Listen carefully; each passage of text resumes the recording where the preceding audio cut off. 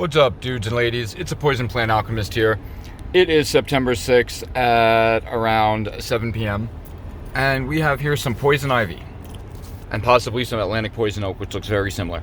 Alright, first off, all parts of this plant are toxic. Do not ingest, wear gloves. Okay, you probably heard the expression, leaves of three, let it be. Here we go.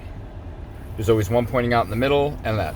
Now, that only counts for poison ivy. Leaves of three, let it be. Poison oak and poison sumac can have multiple leaves. Poison oak looks like an oak leaf. That's why I'm saying this might possibly be Atlantic poison oak.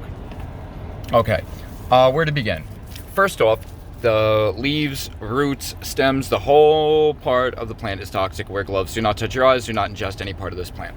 Secondly, it contains an oil called urushiol. All right, that affects 85 to 90% of the population are reactive to urushiol. This is also found in mangoes. So if somebody says they're allergic to mangoes, they're not allergic to mangoes. They're allergic to the skin of mangoes and the juice and sap that is secreted from mangoes. Okay, it's the same thing. It's urushiol. All right. I happen to fall into the 10 to 15% of the lucky category of people who are non-reactive to urushiol. So I can touch all this stuff. I'm non-reactive. It's a boon to my work. Okay.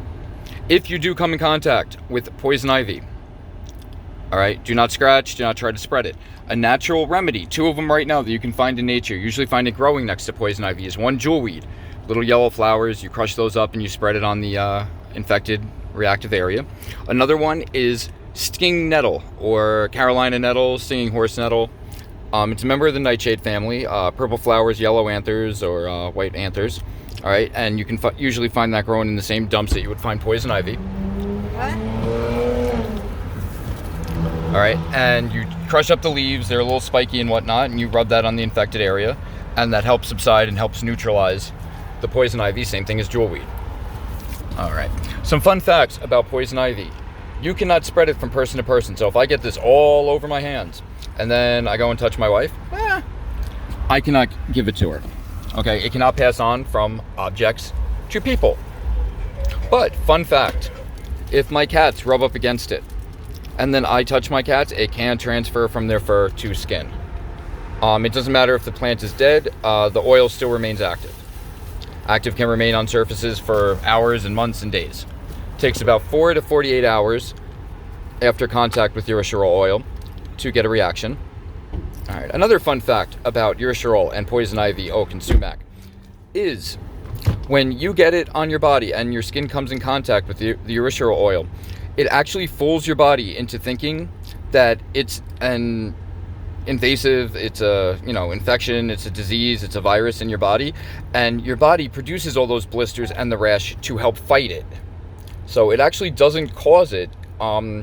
In hearsay, it's actually your body that causes the rash and irritation, the blisters, and all of that fun stuff, trying to fight the infection, thinking it's a foreign object in your body and it doesn't know how to handle it. I need 8 regular. What? $8. At the gas station over here. So yeah, leaves of three, let it be. That's the only thing that's true for poison ivy. Poison oak and poison sumac does not count. Urushiol cannot be passed down from person to person, skin to skin contact, but if your cat or dog rub against it and then you pet your cat or dog, you can get it that way. Alright guys, this is a Poison Plant Alchemist reminding you to stay safe, stay green, wash your hands, and hit that big red subscribe. Poison ivy.